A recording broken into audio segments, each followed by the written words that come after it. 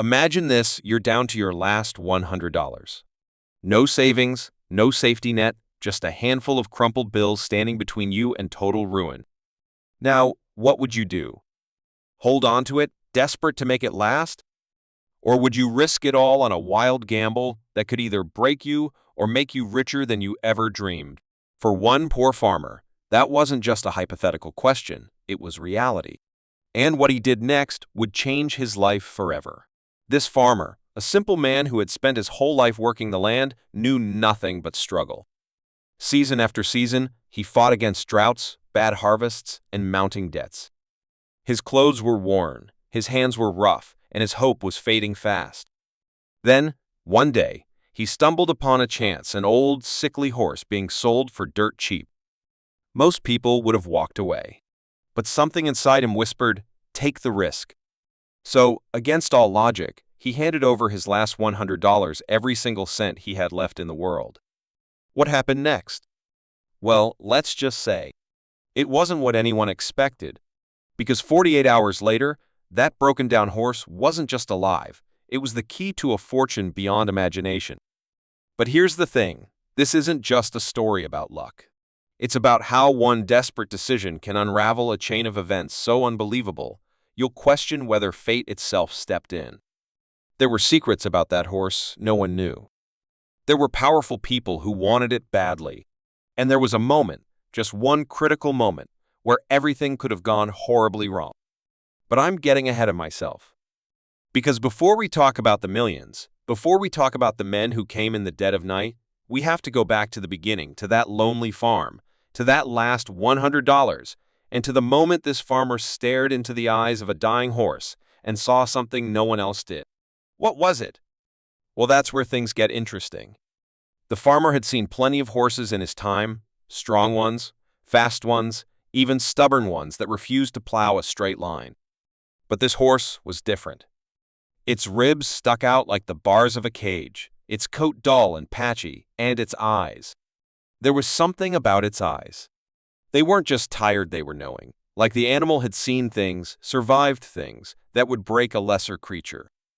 The man selling it was in a hurry, sweating under the midday sun, muttering about needing to leave town fast. He barely haggled when the farmer offered his last $100. The deal was done in seconds. As the farmer led the horse home, neighbors shook their heads. Some laughed. Others whispered behind his back, "Fools wasted his last coin on a dying beast." Even his wife, usually the kindest soul, couldn't hide her disappointment. "What good is a horse that can't pull a plow?" she asked, voice trembling. The farmer didn't answer. He just stroked the horse's neck, feeling the slow, steady pulse beneath his fingers. He didn't know why, but he believed in this animal. And that night, as he lay awake listening to its labored breathing in the barn, he prayed not for riches, not for luck, just for a sign that he hadn't doomed them all. The next morning, the sign came. The horse was standing taller, its ears pricked forward like it heard something in the distance. And when the farmer stepped closer, it did something no sick horse should have been able to do. It ran. Not a stumble, not a weak trot, but a full, powerful gallop across the field, kicking up dust like a storm. The farmer's heart pounded. This wasn't just recovery. This was impossible. That's when the stranger showed up. Dressed in a suit too fine for the countryside, the man stood at the edge of the property, watching the horse with a hunger that made the farmer's skin crawl. "That's quite an animal you've got there," the stranger said, smiling like a fox in a henhouse. "I'd like to buy it." "Name your price." The farmer hesitated. Something wasn't right. Why would a wealthy man want a horse he'd just bought for scraps?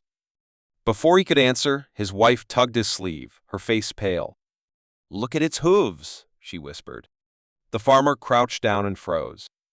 Barely visible under the dirt and wear were markings, faint but unmistakable. Symbols. And not just any symbols. These were the kind bred into champion bloodlines, the kind that trace back to horses worth more than entire towns. His hands shook. This wasn't just a horse. This was stolen royalty. The stranger's smile vanished. "You don't want trouble," he said softly, pulling out a roll of bills thicker than the farmer had ever seen. take the money, walk away. But it was too late for that, because now the farmer understood this horse wasn't just his ticket out of poverty. It was a target, and if the wrong people knew he had it. Across the field, dust rose on the horizon. Not from wind, from horses. Fast ones, headed straight for them. The farmer grabbed his wife's hand. "Get inside, now." But the stranger didn't move.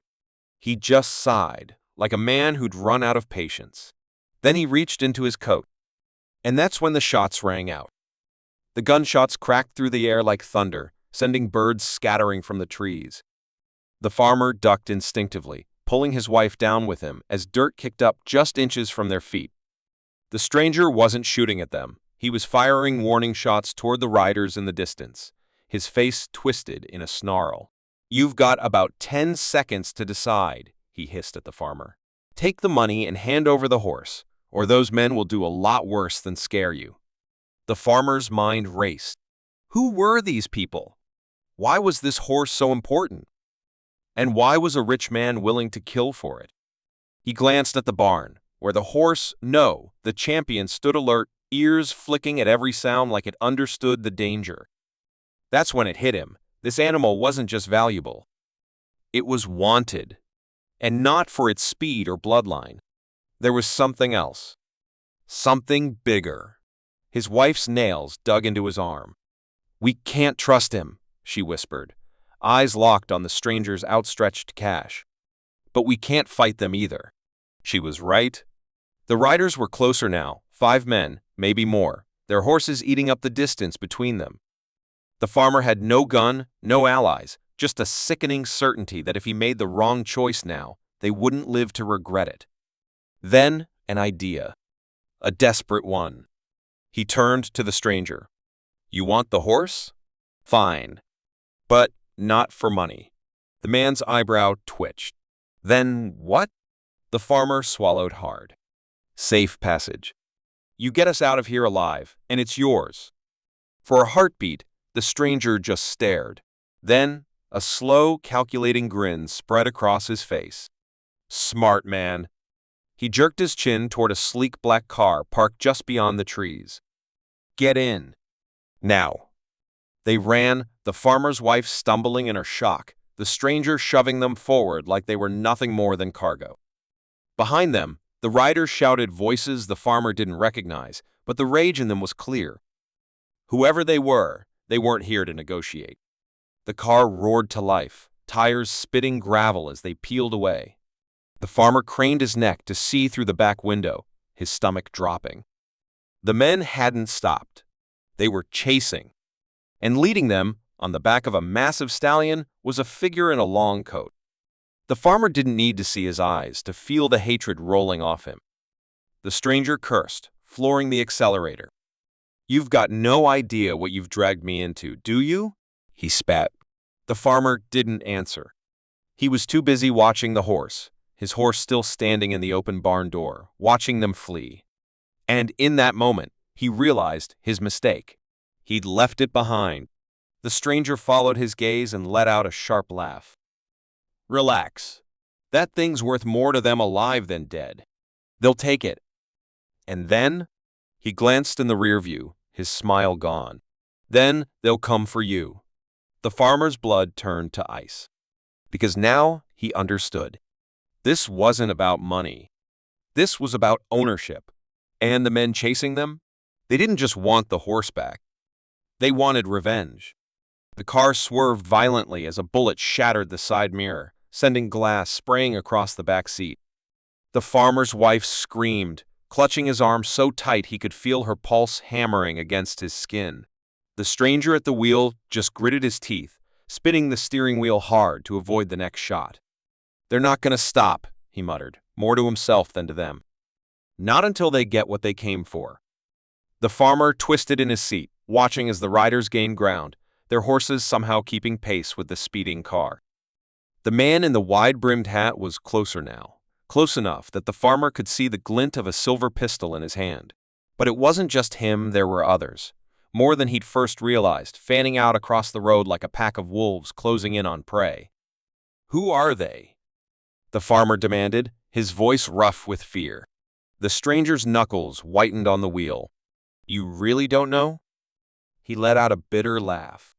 That horse you bought, it wasn't just stolen. It was theirs. And they don't lose. The words hit the farmer like a punch to the gut. He'd thought this was about money, about some rich man's prize stallion. But the way the stranger said it, theirs made it sound darker. Like the horse wasn't just property.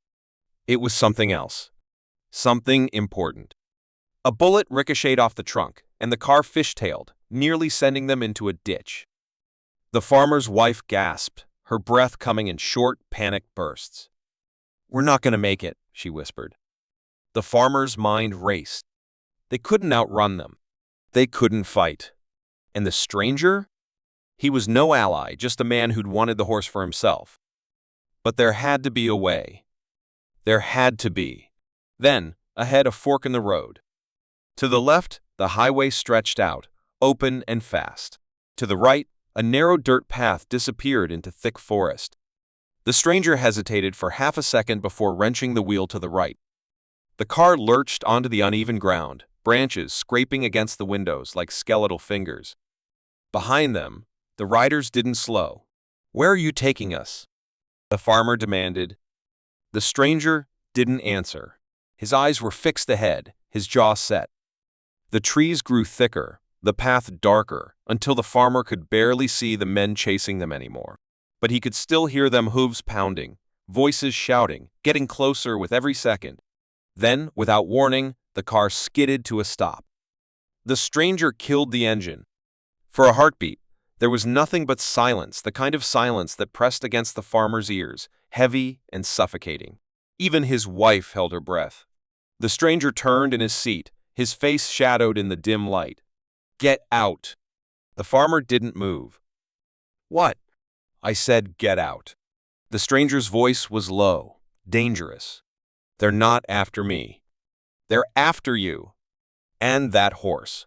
The farmer's stomach dropped. He'd known this man wasn't on their side, but hearing it out loud made it real. They were trapped. No car. No weapons. No way out. And then, from somewhere in the trees, a sound. A twig snapping. A breath. The farmer's blood ran cold. They weren't alone. The stranger's hand slid slowly toward his coat pocket. His fingers curled around something metal. The farmer didn't need to see it to know what it was. And then movement. A shadow detached itself from the trees, stepping into the faint moonlight. The farmer's breath caught in his throat. Because it wasn't one of the riders. It was the horse. Standing there watching them with those same knowing eyes, like it had followed them the whole time. Like it had been waiting.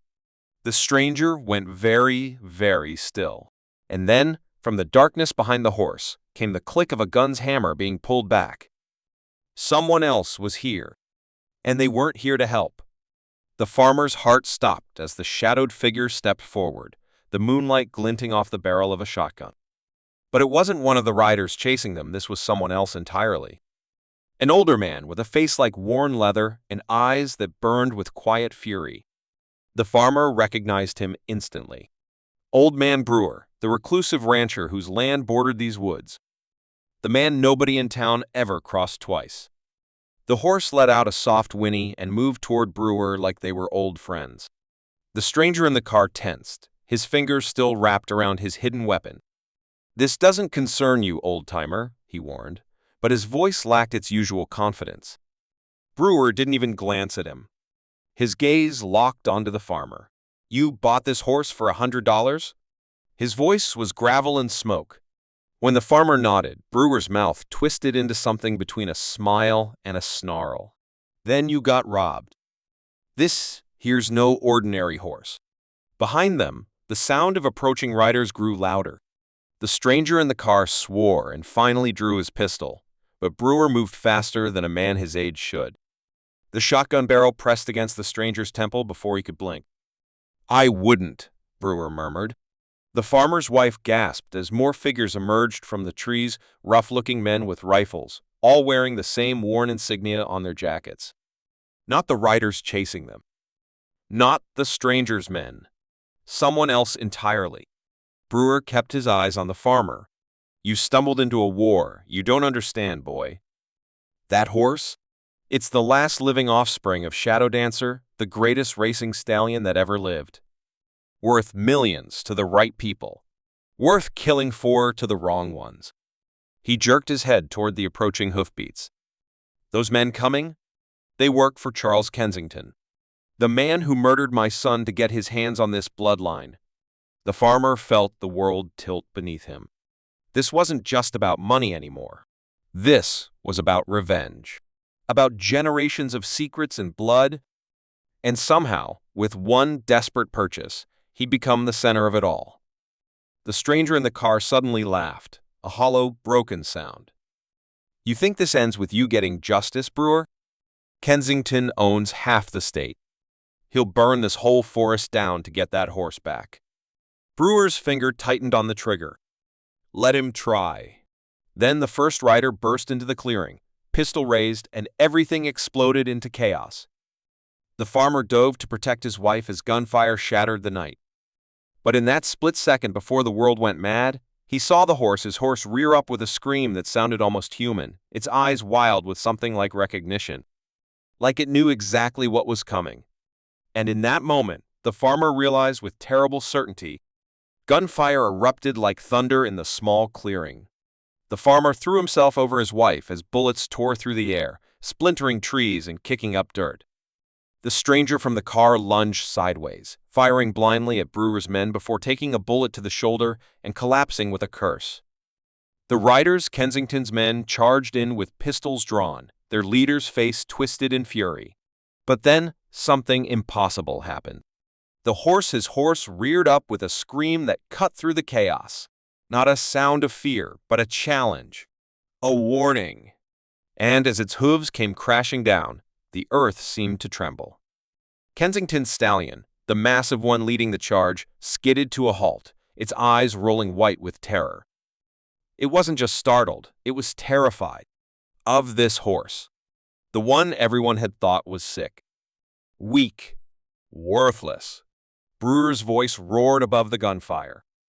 That's no ordinary horse, that's Shadow Dancer's ghost. The words hit the farmer like lightning. Ghost? But before he could process it, the horse moved. Not like an animal running from danger, like a force of nature. It charged straight into the fray, dodging bullets with impossible speed, its hooves striking with precision. One kick sent Kensington's leader flying from his saddle. Another shattered a rifle midair. The riders panicked, their horses bucking wildly as if they'd seen a predator.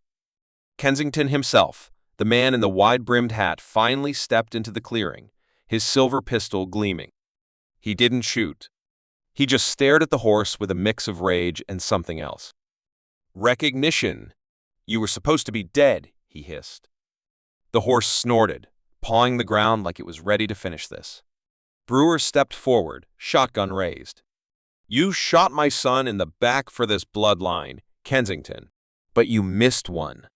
And tonight, you lose. A standoff.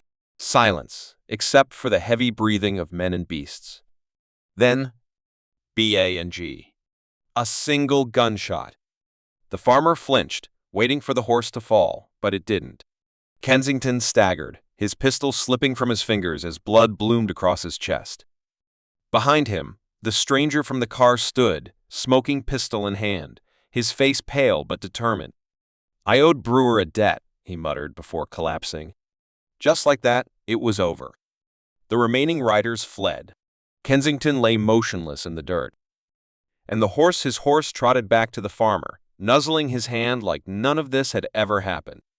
Brewer limped over, his expression unreadable. That horse chose you, son. Don't ask me why. But Shadow Dancer's lying. It's yours now. The farmer's hands shook as he stroked the horse's neck. He'd thought this was about luck. About money.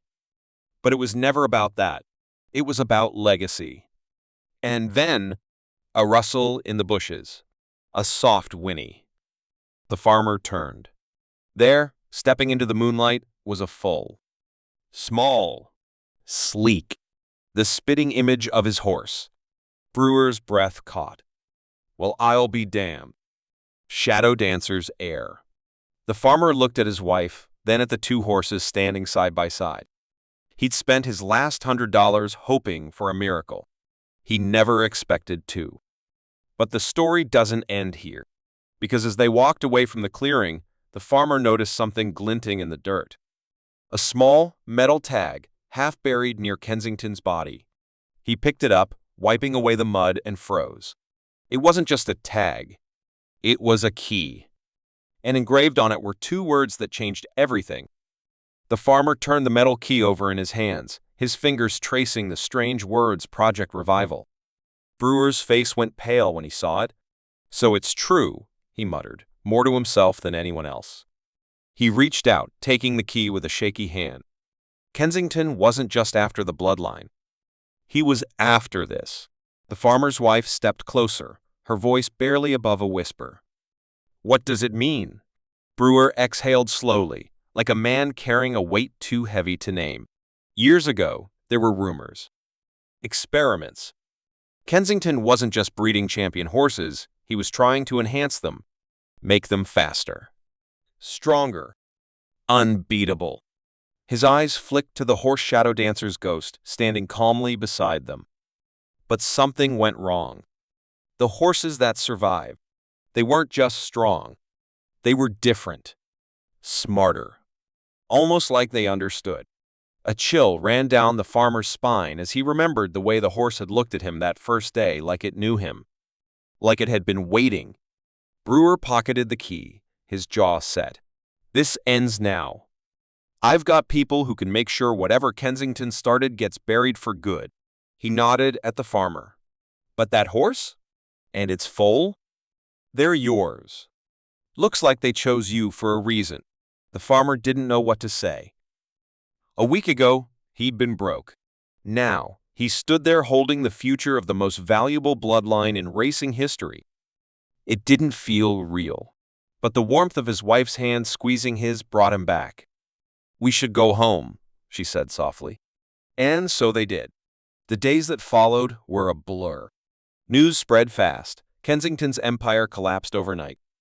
The stranger who'd shot him vanished, though rumors said Brewer had a hand in that too. And as for the farmer, well, he became a legend in his own right. Not because he chased fame or fortune, but because when the richest breeders in the country came offering millions for the horses, he turned them all down. They're not for sale, he'd say, watching the foal now named Second Chance race across the field beside its mother. Some things are worth more than money. And they were. The farm flourished. The land grew rich. And every morning, the farmer would step onto his porch, take a deep breath of the clean country air, and smile as the two horses trotted up to greet him like old friends. He'd spent his last $100 on a gamble. But in the end, what he got wasn't just wealth. It was a second chance. And that was priceless.